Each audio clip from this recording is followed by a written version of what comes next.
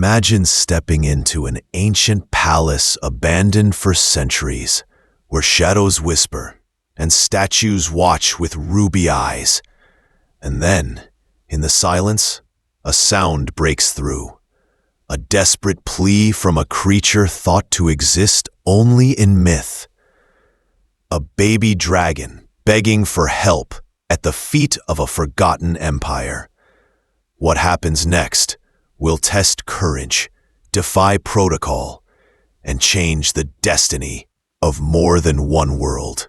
If you are new to the channel, then please subscribe to the channel and like the video, and tell us in the comments where you are watching from. Now, let's jump into the story. The twin sons of Indra 7 were sliding behind the crystal spires when Captain Mariel Stonewright stepped into the abandoned palace. Her boots touched black glass that held a faint reflection, as if the floor remembered every traveler who had ever crossed it. The air tasted like cool metal and a hint of flowers. She paused, took one slow breath, and began to record. This was meant to be a routine survey. A quiet mission for an officer at the end of a long career. But tonight would not be routine. Tonight would be the beginning of a story people would tell for years. She moved through the main hall with the patience of someone who had seen dangerous places and learned to listen first. Turquoise light pulsed through veins in the walls, soft and steady, like a heartbeat under stone. Her scanner showed no life signs, only the whisper of old energy still moving through the structure. The palace had slept for centuries. It should have remained quiet. At the far end stood a statue called the Keeper of Dawn. It rose as tall as a small tower, carved from a darker glass than the walls around it. 7 red gems formed the eyes, set in a pattern that made the viewer want to blink and look again. The statue's many arms reached outward. Some said it welcomed. Some said it warned. All Mariel knew was that the sculpture pulled at her attention like gravity. This ancient hall and this silent guardian held a presence that felt almost alive. She began her notes in a calm, even voice, the kind of voiceover that helps viewers lean in. She described the glow, the carvings, the hush. She clicked the recorder off and adjusted the strap of her field kit. Then she heard it. A small sound, thin as a thread of wind. She turned, waited, and heard it again. It was not the building settling. It was a living sound, a whimper, a plea. Her hand went to her sidearm by habit. She was not eager to use it. She simply knew some rules are shaped by experience. She followed the sound along the right edge of the hall, past a cluster of tall crystals, until the keeper's shadow draped across her path. The noise came again, soft and clear. She stepped into the shadow and found the source. Beneath the statue's outstretched arms stood a creature no one expects to see, and everyone hopes to see. It was a dragon, but only the size of a house cat. Pearl scales took on a blush of pink when the light shifted. Small horns framed its head like a delicate crown. Its wings were folded close, thin as silk, and surely stronger. It stood on its hind legs, with its foreclaws pressed together over its chest. Its eyes were wide, deep violet, full of tiny flecks, like small galaxies moving inside. Tears traced its cheeks and glinted in the turquoise light. Mariel forgot the set speech she had prepared for the camera. She forgot retirement paperwork waiting back on the ship. She felt something quiet open in her. The small dragon looked at her, and the air seemed to pause. Then a sound hummed in her mind. It was not a word. It was a feeling shaped like a note. Help. The tiny dragon turned, trotted toward a dark side passage, and glanced back. The meaning was simple and urgent. Follow. Protocol tried to speak in her head. Call for backup. Wait for a xenobiology team. Collect visual data only. She had lived by protocols for decades. She knew why they existed. But she also knew this.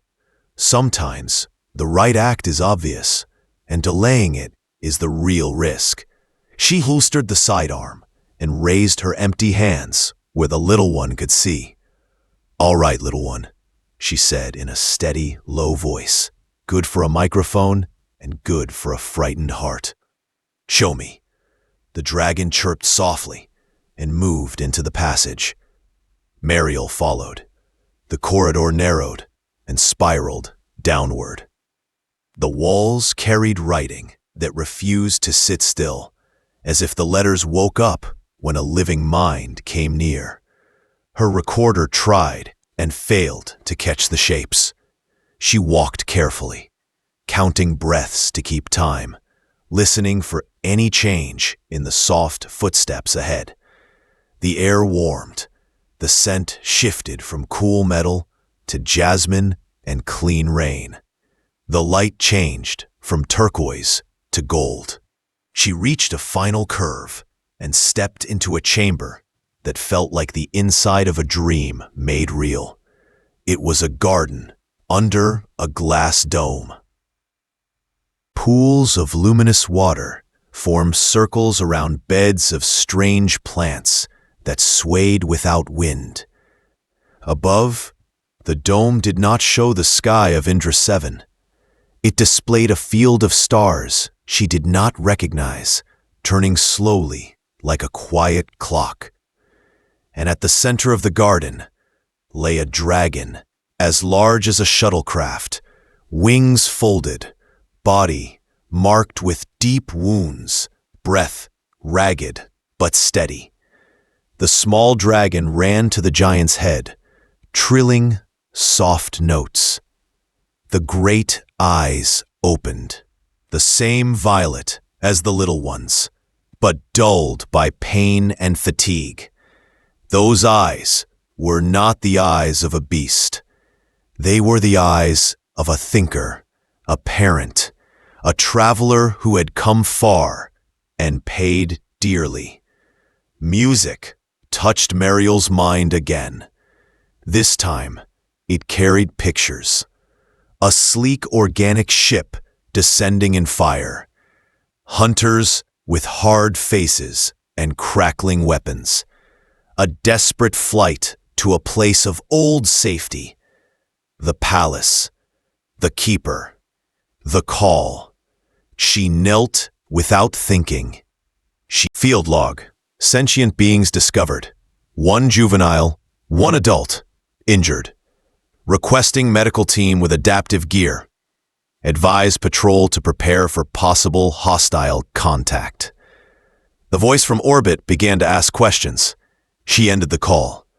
Action came first. She opened her field kit.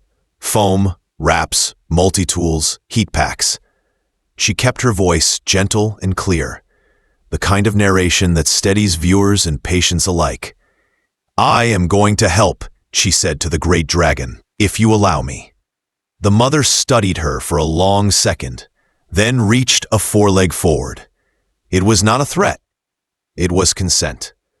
Mariel went to work. She sealed the worst cuts with expanding foam, softened by the warmth of her hands. She braced the damaged wing with carbon strips from her scanner case and fabric bands from her kit. She placed a heat pack near the breastbone, watched the breath grow deeper, and felt the garden seem to exhale with her. The small dragon pressed his head against her sleeve, and the sound vibrating along her bones. She felt tired and stronger at once. She did not know his name yet. She only knew he had chosen her. Above them, in the silent hall, the Keeper of Dawn stood watch. Below, in the living garden, a new promise took shape. A retired captain had crossed a line drawn by fear and stepped into a story shaped by courage.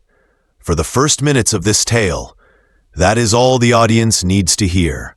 A quiet hall, a tiny plea, and a person who chose to follow. The rest will rise from this choice, like light climbing the inside of the dome. And the galaxy, listening, will not forget. The garden beneath the ancient palace glowed with colors that seemed to breathe. Captain Mariel Stonewright knelt beside the great dragon whose wounds stretched across her flank and wings. The little dragon, the one who had begged at the statue, stood close, eyes wide and filled with desperate trust. Mariel's hands moved with practiced care, sealing cuts with foam.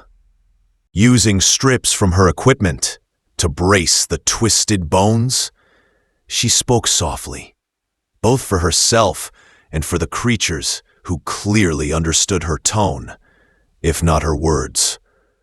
The garden was unlike anything she had ever seen. Glowing pools spread soft light across plants that swayed without wind. The air carried the scent of flowers and metal, a blend that felt alive.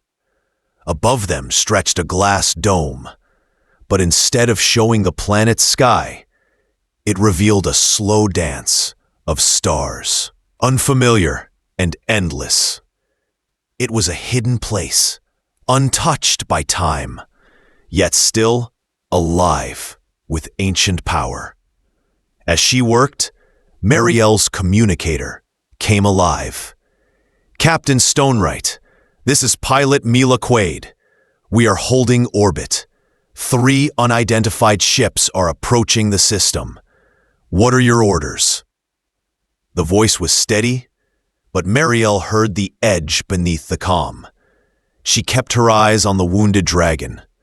Mila, bring in a medical team under cover of the Western Ridge. Tell them to, and if those ships show weapons, you know what to do. Understood, Mila replied. Her tone carried no hesitation. The dragon's eyes closed, but not in surrender. Mariel felt a hum in her thoughts, not sound, but images. A ship crashing into mountains, figures with strange weapons, fire and fear. Then this palace, glowing as a place of safety. Mariel understood. These dragons had not come to invade. They had come to hide, to survive. She whispered, "You are refugees." The dragon's head dipped slightly, confirming her guess. The little one pressed his claws against her sleeve and made a trembling sound. Mariel's heart tightened. She had seen soldiers beg for life, children cry in the ruins of war, but nothing had struck her as deeply as this. Here was a being so small, asking her to do what was right, when the galaxy had long since turned survival into politics. Minutes later, the medical team arrived, led by Dr. Naveed Omari, a young physician with sharp eyes and steady hand. He stopped short when he saw the dragon lying in the glowing grass. "Captain, that's—" his voice faltered. "A patient," Mariel said firmly. "Adapt your tools.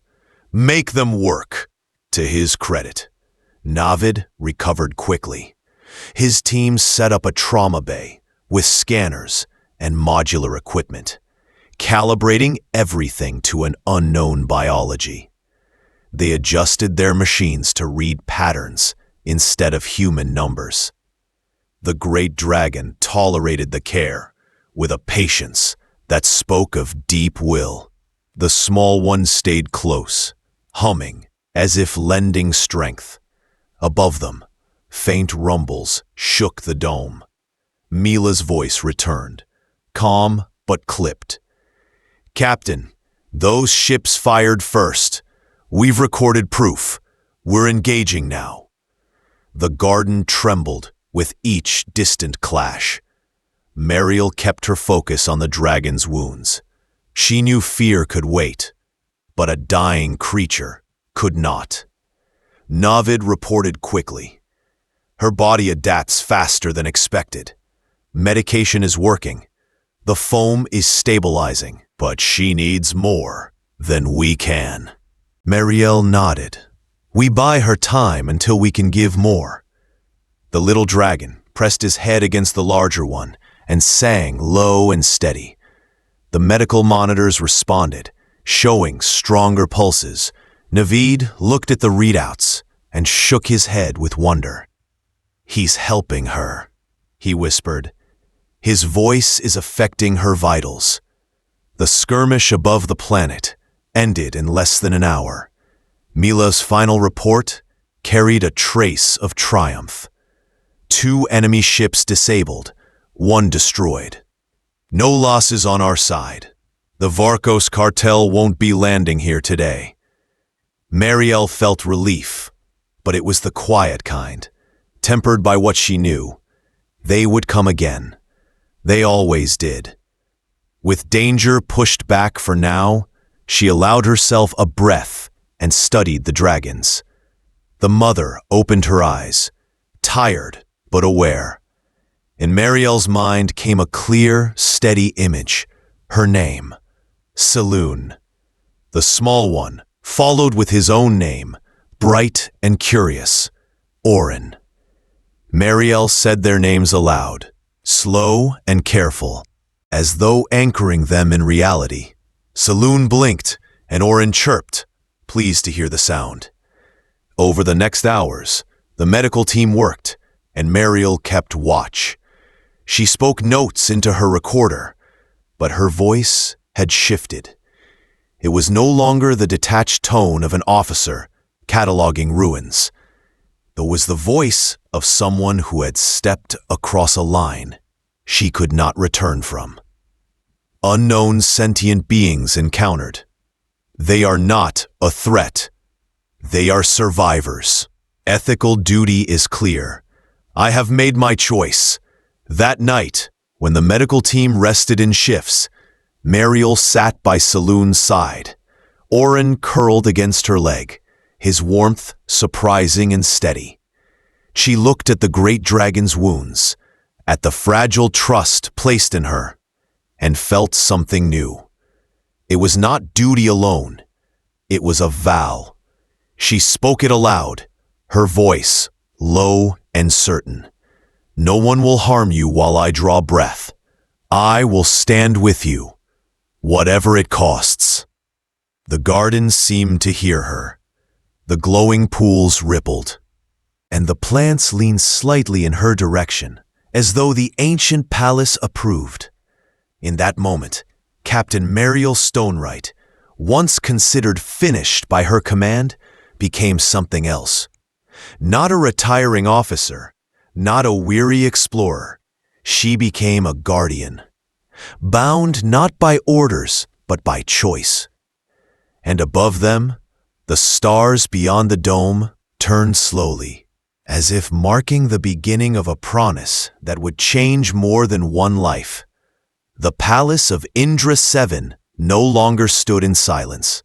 Months after Captain Mariel Stonewright had discovered the hidden garden and the dragons within it, the ancient halls had begun to hum with new life. The wounded mother dragon, Saloon, had healed under the careful work of Dr. Navid Omari and his team. Her young one, Orin, had grown taller and stronger, his violet eyes bright with curiosity. What had begun as an act of rescue was now becoming the foundation for something larger, a city of second chances. The once deserted palace became a gathering place. People from nearby colonies and outlying settlements came after hearing stories of living dragons, of a commander who had defied orders to protect them, and of a hidden refuge that welcomed those in need. At first, they arrived in small groups: explorers, healers, and traders. Then came refugees, families escaping conflicts or disasters across the sector. Every new arrival brought challenges, but also hope. The palace itself responded to the presence of Saloon and Orin. Long dormant systems woke, as if remembering their purpose. Crystals lit new corridors, and walls opened to reveal hidden chambers.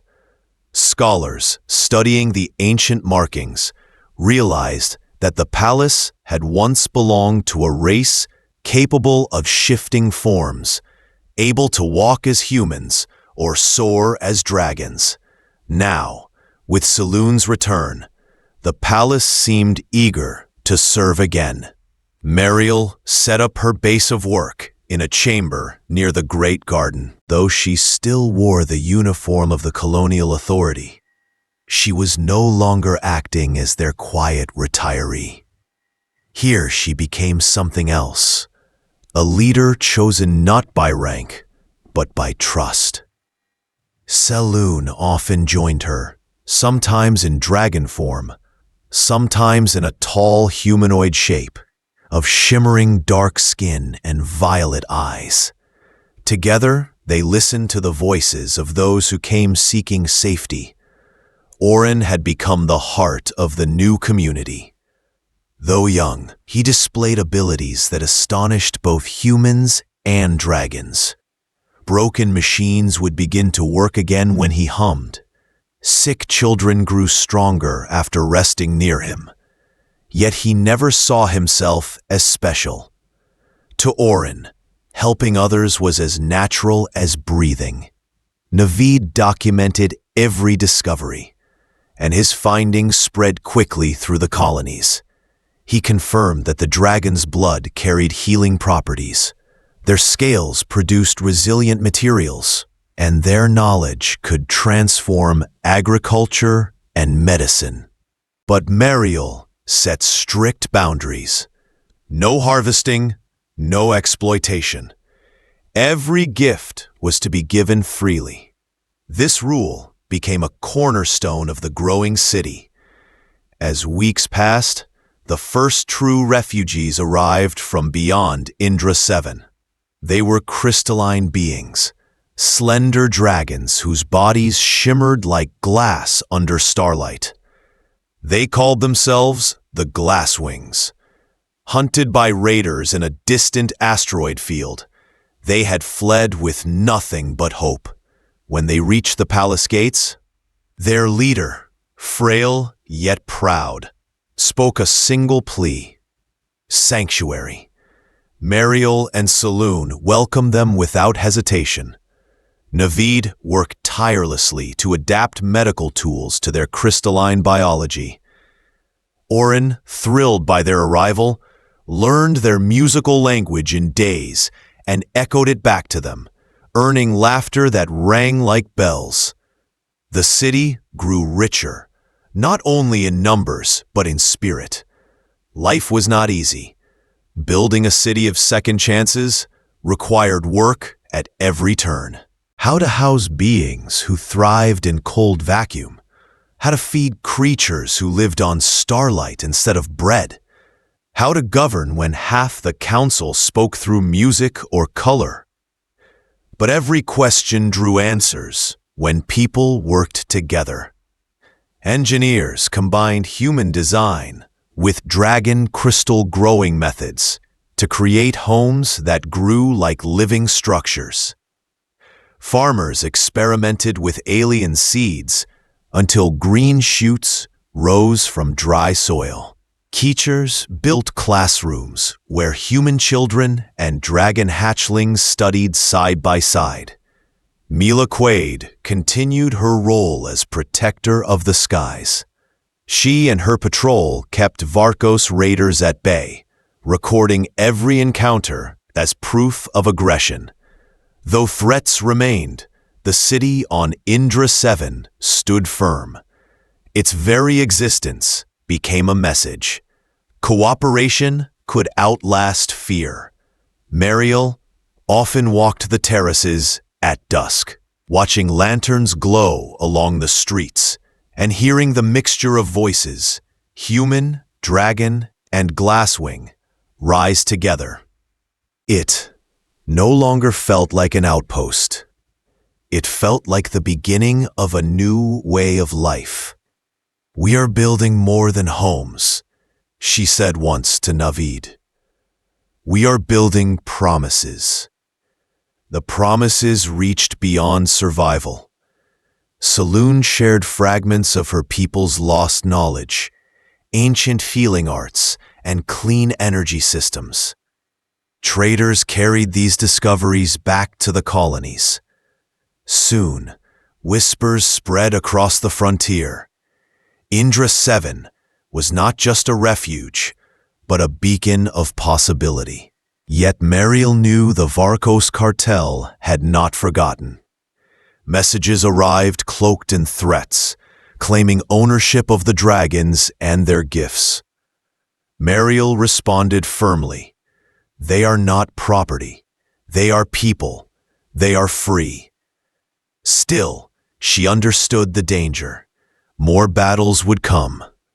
On the anniversary of that first night in the palace, the new community gathered beneath the towering statue of the Keeper of Dawn. Humans stood beside dragons. Glasswings shone in soft colors as the gardens glowed. They lit lanterns along the hall's floor, each one a symbol of survival and unity. Oren pressed close to Mariel's side, taller now, his scales darkening to violet touched with gold.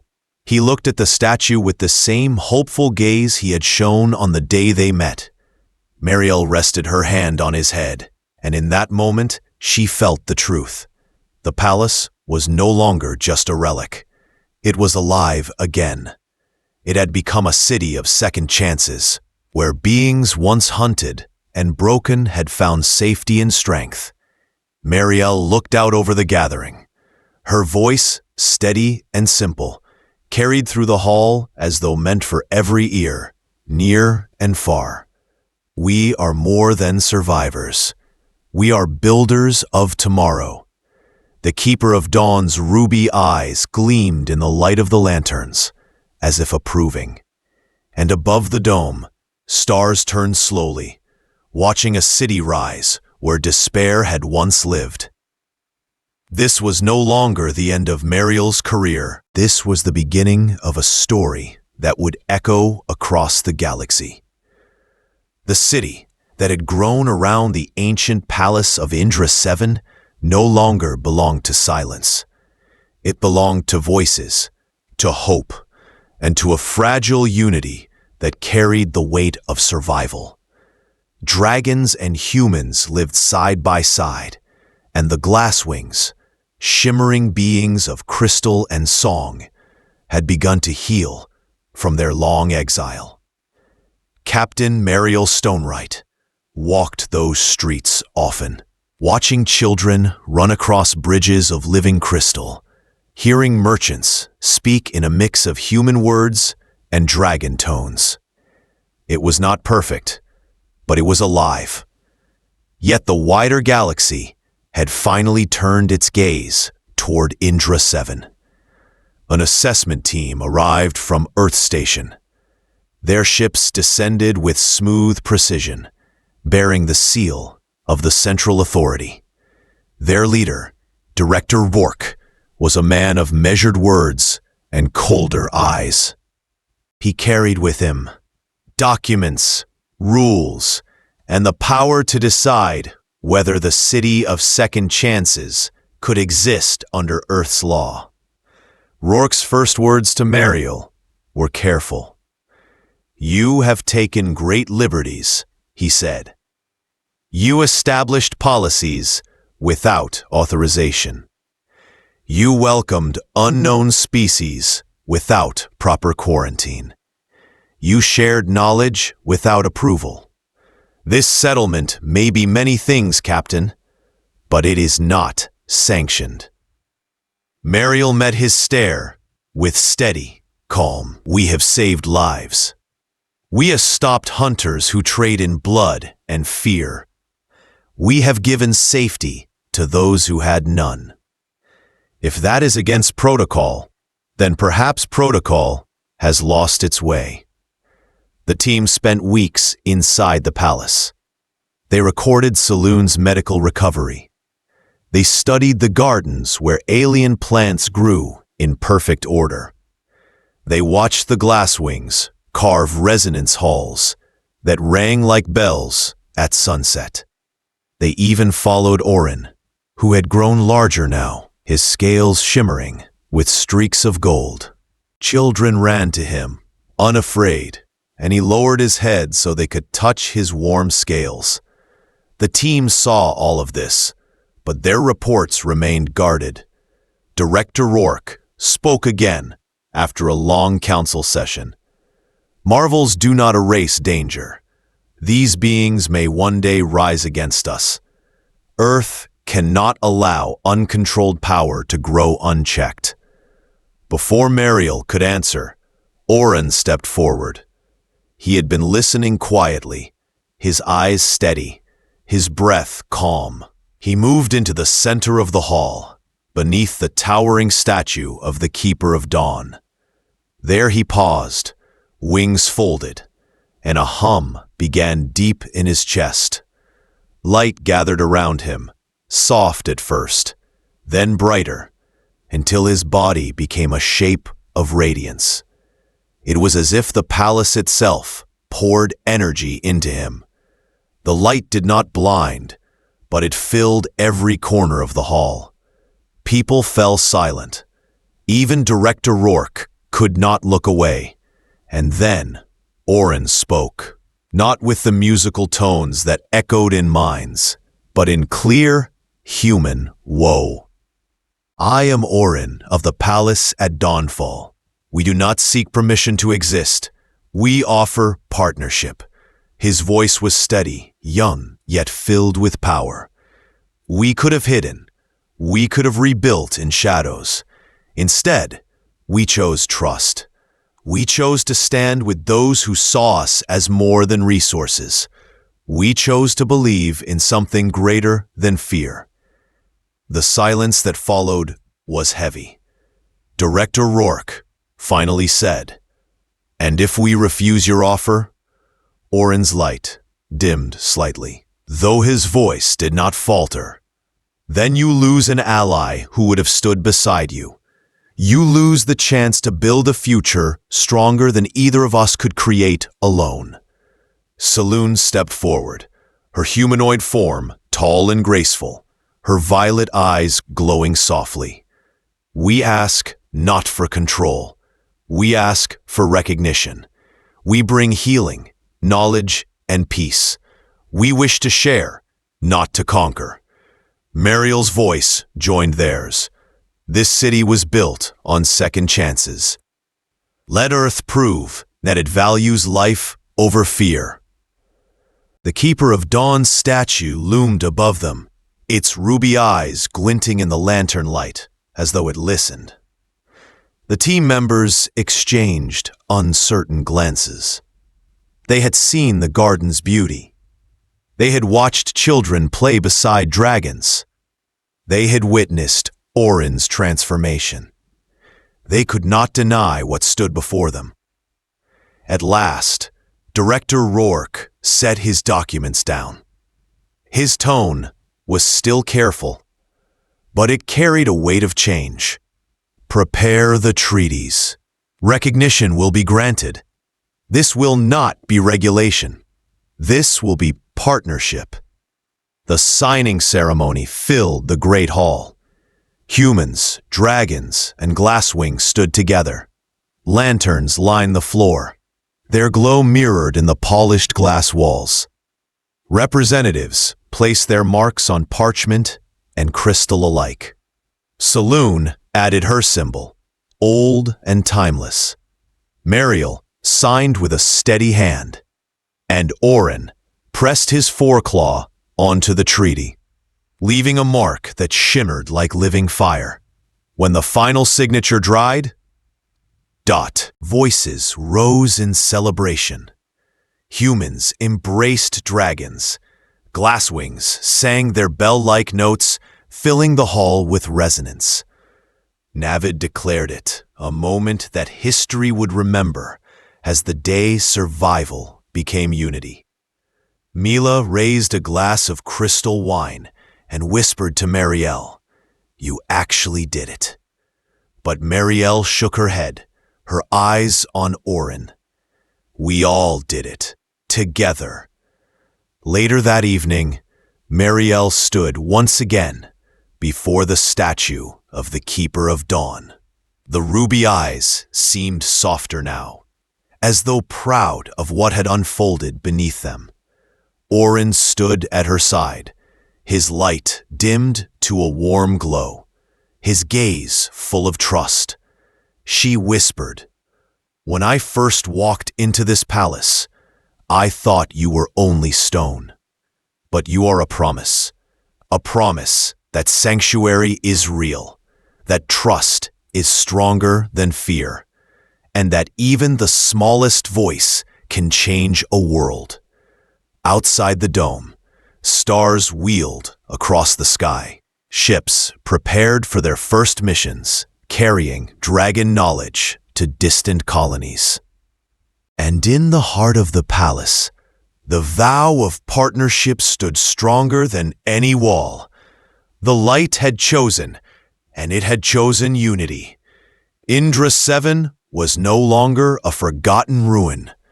It was a beacon, shining for every being who sought a second chance.